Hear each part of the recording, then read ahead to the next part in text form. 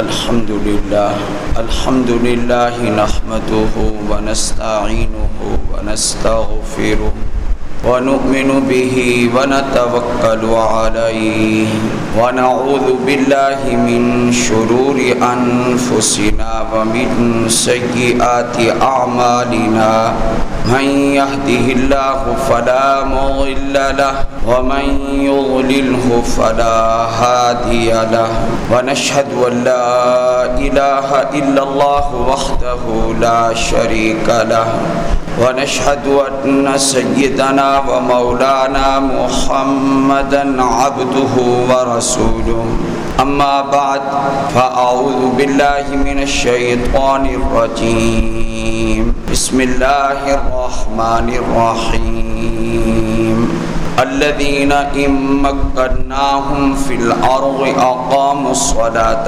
وآتوا الزكاة وأمروا بالمعروف ونهوا عن المنكر ولله عاقبة الأمور. قال النبي صلى الله عليه وسلم الصلاة لوقتها أو كما قال. صدق الله العظيم وصدق رسوله النبي الكريم. اللهم صل على محمد وعلى آل محمد كما صليت على إبراهيم وعلى آل إبراهيم إنك حميد مجيد. اللهم بارك على محمد وعلى آل محمد كما باركت على إبراهيم وعلى آل إبراهيم إنك حميد مجيد. قرآن کریم کی ایک آیت آپ حضرات کے سامنے تلاوت کی ہے. اللہ تعالیٰ نے اس آیت میں ان لوگوں کی صفات بیان فرمائی ہیں جن لوگوں کو اللہ تعالیٰ حکومت عطا فرماتا، اور اللہ نے اس میں 4 صفات ذکر کی ہیں. وہ تو میں عرض کرتا ہی ہوں کہ وہ 4 صفات کیا ہیں اور اللہ نے کیا فرمایا ہے. اللہ تعالیٰ نے فرمایا کہ یہ صحابہ وہ ہیں رضی اللہ تعالیٰ عنہ مجمعین الذین ان مکناہم فی الارض. یہ وہ ہیں کہ اگر ہم ان کو زمین میں قدرت عطا فرما دیں، حکومت عطا فرما دیں، ان کو جماؤ عطا کر دیں اور ان کو زمین میں مضبوط کر دیں، سلطنت سے نواز دیں، خلافت عطا کر دیں، تو یہ وہ لوگ ہیں کہ یہ اور یہ اور یہ اور یہ کام کریں گے. اللہ نے 4 کاموں کا ذکر کیا. نمبر 1 الذین ان مکناہم فی الارض اقاموا الصلاۃ. سب سے پہلا کام حکمران کا یہ ہے کہ وہ نماز ادا کریں گے. فرمایا یہ صحابہ وہ ہیں کہ اگر ہم ان کو زمین میں قدرت دے دیں اور سلطنت سے نواز دیں تو یہ اس سلطنت کے اندر اتنے مگن ہو جائیں کہ مجھے بھول جائیں. ایسا نہیں ہوگا، بلکہ یہ اقام الصلاۃ، یہ نماز قائم کریں گے. اور ظاہر ہے کہ صحابہ جو حاکم بنے اور خلفائے راشدین وہ صرف نماز پڑھتے نہیں تھے بلکہ نماز قائم کرتے تھے. اور نماز قائم کرتے تھے، صرف نماز قائم نہیں کرتے تھے بلکہ خود مصلی پہ نمازیں پڑھایا کرتے تھے. وہ ایسے نیک اور عبادت گزار تھے. سیدنا ابو بکر صدیق رضی اللہ تعالیٰ عنہ منصب خلافت پر فائز ہوئے، اجماع امت. لیکن آپ دیکھتے ہیں صدیق اکبر کی عبادت میں کوئی فرق نہیں آتا. نہ عبادت میں فرق ہے، نہ للہیت میں فرق ہے، نہ تقوی میں فرق ہے، نہ اخلاص میں فرق ہے، نہ دعائیں مانگنے میں فرق ہے. یہ تھے ہمارے بادشاہ، یہ تھے ہمارے رہنما اور مقتدا، یہ تھے رسول اللہ صلی اللہ علیہ وسلم کے تربیت یافتہ حضرت جناب صدیق اکبر رضی اللہ تعالیٰ عنہ. یہ تھے ہمارے حکمران، یہ تھے حاکم وقت. اور حضرت عثمان غنی کی سخاوت تو 1400 سال ہو گئے، آج بھی جاری ہے. حضرت علی المرتضیٰ رضی اللہ تعالیٰ عنہ جو اہل اہل سنت والجماعت کے نزدیک خلفائے راشدین میں شامل ہیں، عشرہ مبشرہ میں شامل ہیں، بدریین میں شامل ہیں، حضور اکرم صلی اللہ علیہ وسلم کے چچا زاد ہیں، حضور اکرم صلی اللہ علیہ وسلم کے داماد ہیں، حضرت فاطمہ الزہرا رضی اللہ تعالیٰ عنہ کے شوہر ہیں، حسن و حسین کے والد ہیں، اور یہ ہمارے بھی سرتاج ہیں۔ اہل سنت والجماعت ان سے مکمل محبت رکھتے ہیں، اہل بیت سے۔ البتہ فرق یہ ہے ہم ان کو مانتے ہیں قرآن و حدیث کے مطابق، ہم یا علی مدد نہیں کہتے، ہم مدد صرف کس سے مانگا کرتے ہیں؟ اللہ سے۔ ہم یا غوث اعظم نہیں کہتے، ہم مشکل وقت میں شیخ عبد القادر جیلانی کو رحمت اللہ علیہ کو بزرگ مانتے ہیں، پکارتے نہیں ہیں، ہم صرف اور صرف اللہ کی مدد کے طلبگار ہیں، اور سورہ فاتحہ پڑھتے ہیں، ایاک نعبد و ایاک نستعین، اے اللہ ہم تیری ہی عبادت کرتے ہیں اور تجھ سے ہی مدد طلب کرتے ہیں۔ چاہے کوئی جاتا ہے قبروں پہ سجدہ کرے، زندہ پیر کو سجدہ کرے، مردہ کو سجدہ کرے، چاہے جدھر جاتا ہے جائے، ہمارا مذہب توحید والا ہے، اٹل مذہب ہے، اس مذہب پر کوئی سمجھوتا نہیں ہے۔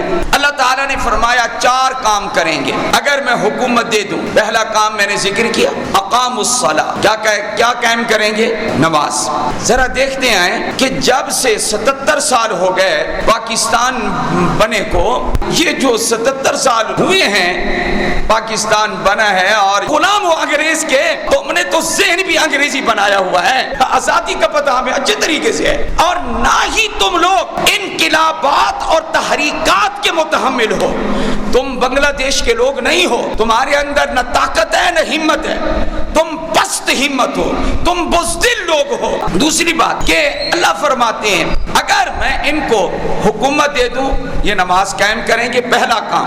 نمبر 2 وَآتَوُا الزَّکَاةَ، یہ زکوٰۃ ادا کریں گے۔ نمبر 3 وَأَمَرُوا بِالْمَعْرُوفِ، یہ نیکی کا حکم دیں گے، وَنَهَوْا عَنِ الْمُنکَرِ، اور یہ چوتھا کام برائی سے روکیں گے۔ اب آپ بتائیں ہماری جتنی حکومتیں آئی ہیں جب سے پاکستان بنا ہے، یہ صحابہ کے نقش قدم پر چل کر اور قرآن کریم کی اس آیت پر عمل کرتے ہوئے انہوں نے کسی سال 4 کاموں پر عمل کیا ہے؟ انہوں نے ایسے حکمران منتخب کیے ہیں جو دیندار ہوں، جو نمازی ہوں، ایسے حکمران آئے ہیں، قاتل آئے ہیں، ظالم آئے ہیں، جابر آئے ہیں، لٹیرے آئے ہیں، چور آئے ہیں، خزانہ لوٹنے والے آئے ہیں، اور دھاندلیاں کرنے والے آئے ہیں، لیکن نماز قائم کرنے والے نہیں آئے۔ ہر فنڈ میں گھپلے کرنے والے آئے ہیں، زکوٰۃ ادا کرنے والے نہیں آئے، زکوٰۃ کھانے والے آئے ہیں، زکوٰۃ دینے والے نہیں آئے۔ وَأَمَرُوا بِالْمَعْرُوفِ وَنَهَوْا عَنِ الْمُنکَرِ، نیکی کا حکم دیں، ایسے حکمران آئے ہیں نہیں آئے، برائی سے روکیں، ایسے نہیں ہیں۔ اگر یہ نیکی کا حکم دیتے اور برائی سے منع کرتے، آج پاکستان میں چکلے موجود نہ ہوتے، شراب خانے موجود نہ ہوتے۔ کیا آپ یہ سمجھتے ہیں کیا کہ برائی کے اڈوں کا جو وبال ہے وہ اس قوم پر نہیں پڑتا؟ برائی کا گندا اثر نہیں پڑتا؟ ذرا بتائیں آپ حضرات، شراب کی کیوں اجازت ہے؟ شراب کے لائسنس کیوں جاری کیے جاتے ہیں؟ آپ یہ بتائیں۔ اور زنا کے اڈے اور ناچ خانوں، ڈرامہ بازوں کو انہوں نے کیوں اجازت دے رکھی ہے؟ آپ یہ بتائیں۔ یہ باقاعدہ یہ شراب اور زنا جو شریعت میں حرام ہے، ان کے لائسنس کیوں جاری کیے جاتے؟ یہ کیا ملک ہے یہ؟ آپ کہتے ہیں ہم آزاد ہیں، آپ کہیں آزاد ہیں تو آزاد ہیں۔ غلام کس کے ہو؟ انگریز کے۔ غلام کس کے ہو؟ امریکہ کے۔ غلام کس کے ہو؟ تم کافروں کے غلام ہو۔ آپ لوگ آزادی مناتے ہیں، آپ کی آزادی 1 مہینہ پہلے شروع ہو جاتی، وہ کیا؟ وہ آزادی یہ ہے، آپ کی آزادی کو ہم نے دیکھا، ہر سال دیکھتے ہیں، 1 مہینہ پہلے جھنڈیاں شروع ہو جاتی، 1 مہینہ پہلے باجے شروع ہو جاتے، 1 مہینہ پہلے سلنسر نکالے جاتے موٹر سائیکلوں سے۔ واہی، تباہی، بدماشی، فحاشی، یہ ہے تمہاری آزادی، ہے نہیں؟ اور کیا ملی نغمے جاری ہیں، آج بھی آزادی کا دن ہے، آزادی کا دن۔ تف ہے تمہارے اس طریقے کار پہ جو اس طریقے کی آزادی مناتے ہو، اُفِّلْ لَكُمْ وَلِأَعْمَالِكُمْ، یہ تف ہے تمہارے اس عمل پر اور تمہارے اس طریق پر، اس گندے طریق پر، اور اس سرزمین پر تم نے خدا کے نظام کو قائم نہ کر کے تم نے مولوی سے دھوکہ نہیں کیا، تم نے علماء سے دھوکہ نہیں کیا، تم نے رب العالمین سے دھوکہ کیا ہے۔ اور آپ کو پتہ ہے ہر سال ایسی حکومت، ہر سال ایسے نمائندے، ہر سال ایسی صورتیں اور شکلیں سامنے آ رہی ہیں جو تمہارا خون چوسنے کے لیے تیار ہیں، جو تمہارے پیسوں کو ہڑپ کرنے کے لیے تیار ہیں، جو تمہارے مال کو ختم کرنے کے لیے تیار ہیں۔ ایسے لیڈر تمہیں مل رہے ہیں، ایسے لیڈر تمہارے اوپر مسلط ہو رہے ہیں۔ یہ کیا ہے؟ یہ اللہ کا عذاب ہے۔ اللہ تعالیٰ ناراض ہے، کیوں؟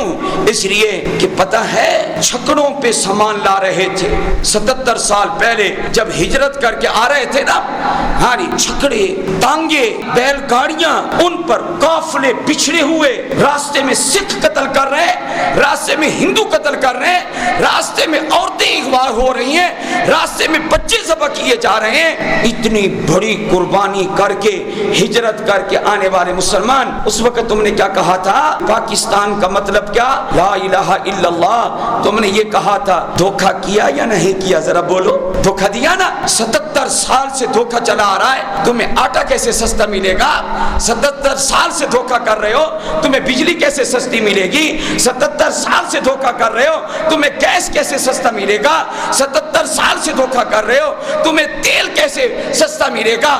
77 سال سے تم دھوکہ کر رہے ہو، تمہیں اپنے وسائل پر خود اختیارات حاصل نہیں ہے، تمہارا ملک تمہارے قبضے میں نہیں ہے۔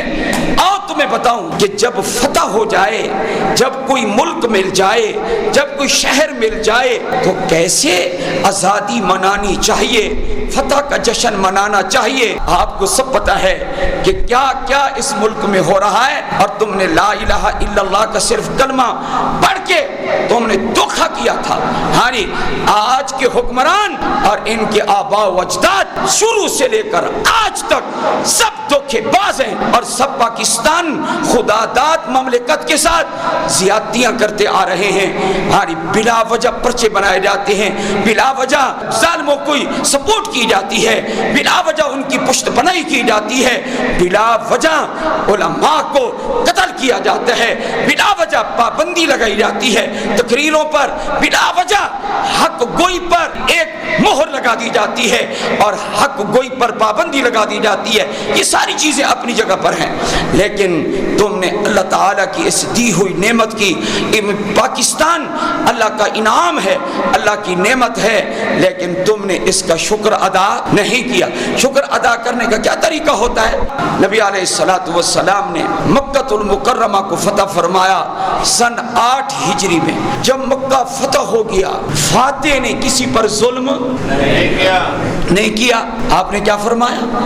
آپ نے فرمایا مکہ فتح ہو گیا، اللہ نے مجھے مکہ عطا فرما دیا ہے، مسلمانوں کو مکہ عطا فرما دیا ہے۔ سارے کافر اکٹھے ہو گئے آپ کے سامنے، آپ نے فرما دیا تھا، اعلان کر دیا تھا، جو اپنے گھر میں کافر بند ہو جائے اور اندر سے کنڈی لگا لے، باہر نہ نکلے، اس کافر کو ہم قتل نہیں کریں۔ جو حضرت ابو سفیان رضی اللہ تعالیٰ عنہ کے گھر میں داخل ہو جائے، ہم اس کو پناہ دیں گے، ہم اس کو قتل نہیں کریں گے۔ اس کے علاوہ سارے کافر آپ کے ارد گرد جمع ہو گئے، اب بھاگ تو سکتے نہیں تھے، تو آپ علیہ السلام نے فرمایا بتاؤ میں تمہارے ساتھ کیا کروں گا؟ حضور نے پوچھا، اصلی دشمن تھے، ایک منٹ مخالفت میں کبھی انہوں نے کمی، یہ وہ دشمن تھے یہ۔ تو آپ علیہ السلام نے فرمایا بتاؤ میں تمہارے ساتھ کیا معاملہ کروں گا؟ تو وہ بول پڑے، آپ بھی کریم، آپ کا باپ بھی کریم، تو ہمیں تو امید یہی ہے کہ کرم والے لوگ کرم ہی کیا کرتے ہیں، آپ ہمیں معاف کر دیں گے۔ آپ نے فرمایا تم میرے رشتہ دار ہو، اگرچہ تم نے ایڑی چوٹی کا زور لگایا، مخالفت کی، لیکن میں تمہارے ساتھ وہی معاملہ کروں گا اور وہی بات کہوں گا جو جناب یوسف علیہ السلام نے اپنے بھائیوں کو کہی تھی، لا تثریب علیکم اليوم یغفر اللہ لکم وہو ارحم الراحمین۔ جاؤ، کوئی الزام نہیں، محمد نے تمہیں معاف کر دیا۔ حضور نے عام معافی کا اعلان فرمانا. یہ ہے فاتح. تمہارے پاس تو حکومت کی چھوٹی سی کرسی آ جائے تم تو انتقام لیتے ہو, تم تو ناجائز پرچے کرواتے ہو. تم چھوٹی سی کرسی ہاتھ آ جائے, اس محمد کو دیکھو جس نے عام معافی کا کیا کر دیا, اعلان کر دیا. آج ظلم کرو گے, کل اس کا بدلہ کوئی اور لے یا نہ لے, لیکن وہ لے گا جس کو ہر شے پہ قدرت حاصل ہے. وہ کون ہے؟